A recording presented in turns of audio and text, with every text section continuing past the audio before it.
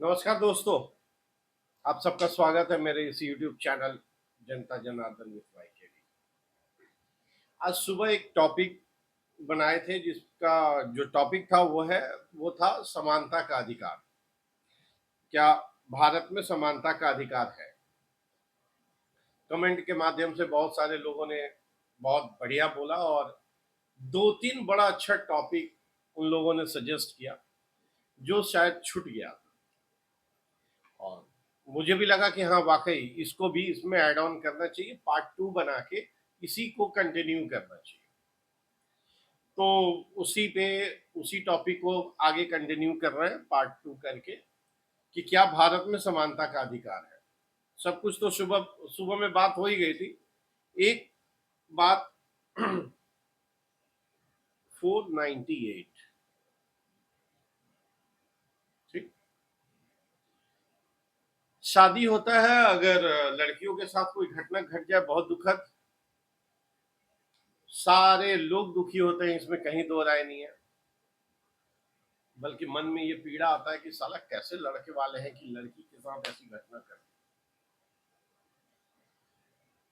लेकिन आजकल कुछ घटनाएं लड़कों के साथ बहुत ज्यादा बढ़ गई, बहुत ज्यादा बढ़ गई। पहले भी होता होगा शायद, लड़कियों को लेके सहानुभूति ज्यादा रहता है तो वो ज्यादा कवरेज मिलता है, लड़कों को कोई पूछता नहीं है तो इस वजह से नहीं कवरेज मिलता है। लेकिन सोशल मीडिया के आने से अब लड़कों के साथ भी जो हादसा हो रहा है उस पे भी लोग अब चर्चा करने लगे।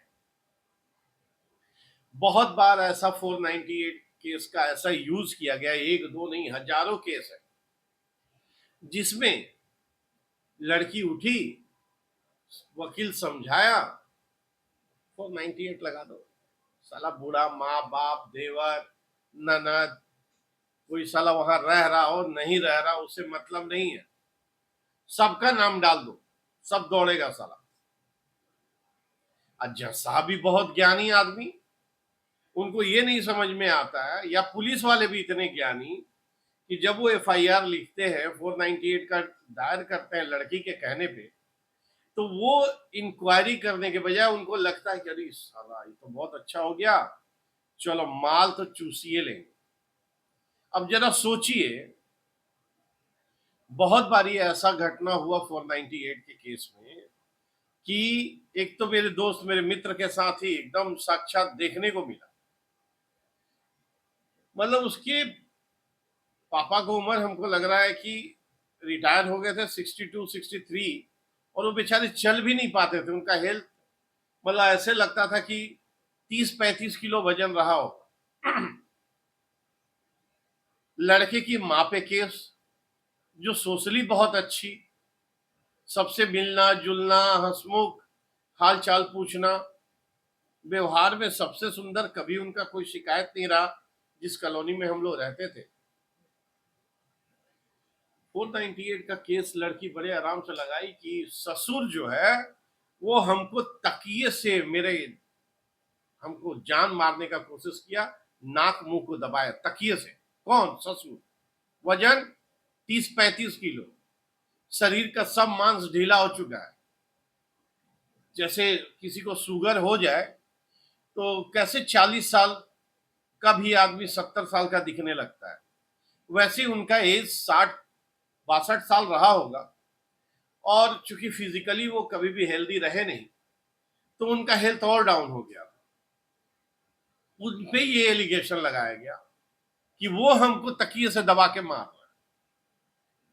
साला थाना और थानेदार अगला से मिल रहा है, देख रहा है, लेकिन क्या बोलता है? अब क्या करें, अब तो नाम दी है तो हम लोग को तो लिखना पड़ेगा ना। ननद जो उसके साथ नहीं रह रही है,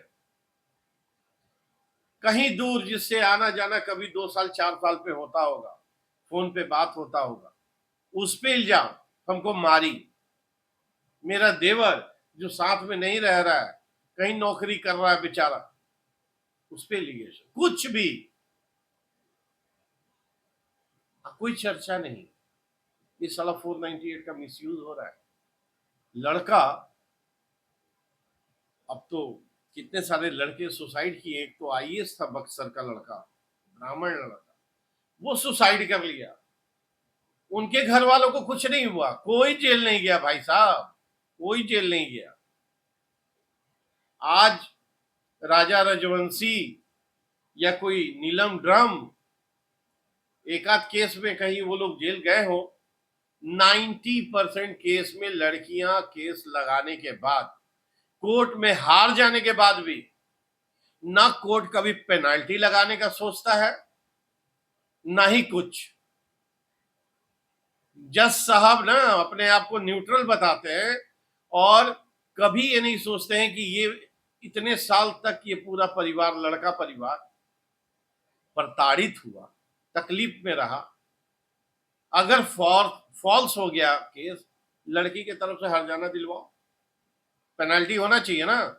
नहीं तो सब तो आराम से, उस वकील के खिलाफ भी हर्जाना होना चाहिए जो ऐसे केस को लड़ा और नरेटिव बनाने का कोशिश की। तो भाई साहब एक 498 का कमेंट के माध्यम से बताए थे। दूसरा बताए शिक्षा को लेके, जिस तरीके से देश में मदरसा बोर्ड है, हर स्टेट का मदरसा बोर्ड है, और मदरसा बोर्ड के माध्यम से सरकार फंडिंग करती है, जहां उनके शिक्षा का उत्थान किया जाए अल्पसंख्यक के नाम पे। कश्मीर में कौन सा अल्पसंख्यक है कोई? भारत के बहुत सारे जिले आज वो 100% हो गए हैं या मोर देन 70%, मतलब बहुसंख्यक है। फिर भी मदरसा बोर्ड के माध्यम से उनके शिक्षा के उत्थान के लिए उनको फंडिंग दी जाती है और वो लोग अपने धर्म के अनुसार, शरिया के अनुसार बच्चों को शिक्षा देते हैं, कुरान पढ़ाते हैं। ये बहुत ही अच्छा काम होता है। और आप देखेंगे कि मदरसा से पढ़े हुए लोग आहा कम से कम अपने धर्म को लेके इतने जागरूक हैं कि सर तन से जुदा करने में तो 2 मिनट नहीं लगता है। सर तन से जुदा करने में 2 मिनट नहीं लगता भाई साहब, क्योंकि वहां जैसा बताते हैं लोग और सुनते हैं कि वहां एक धर्म के अलावे दूसरे को इजाजत ही नहीं है। अभी अभी मेरठ में अभी 1 सप्ताह 10 दिन पहले एक हमारे ट्रांसफर होता रहता है बिजली विभाग में, हर विभाग, सरकारी विभाग में ट्रांसफर होता है।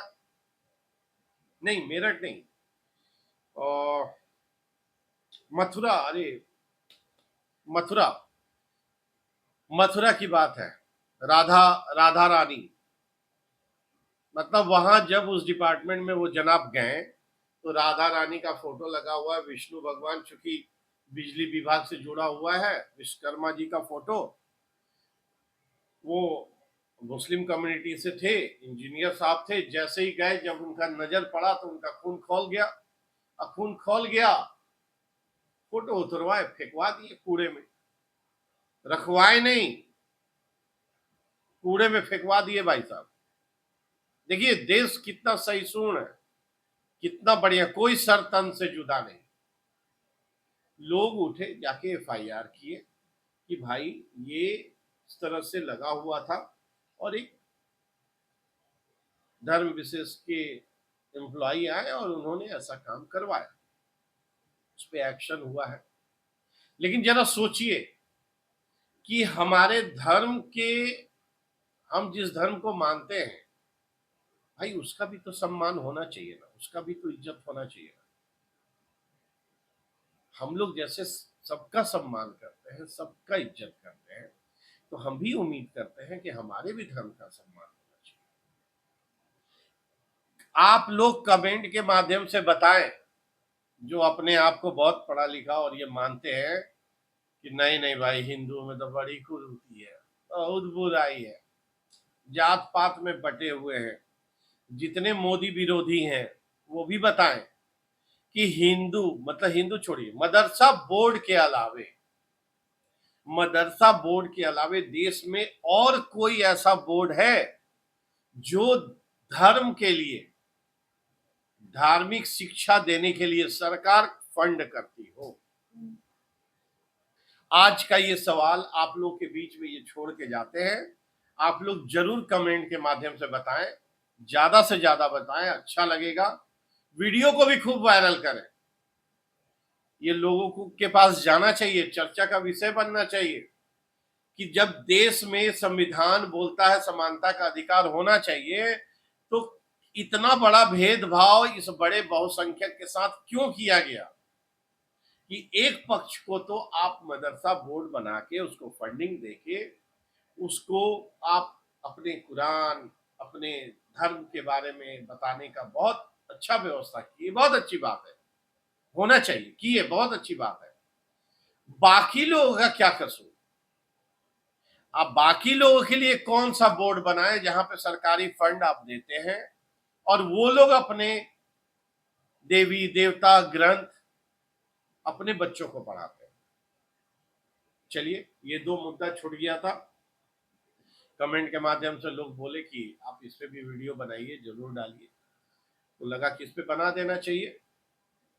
बहुत बहुत धन्यवाद, थैंक यू। वीडियो को शेयर करें, लाइक करें, सब्सक्राइब करना ना भूलें और वो बेल आइकन जो घंटी है उसको जरूर बजाइए ताकि जैसे ही कोई वीडियो अपलोड करें आपको नोटिफिकेशन मिले, आप लोग देखें। थैंक यू, धन्यवाद।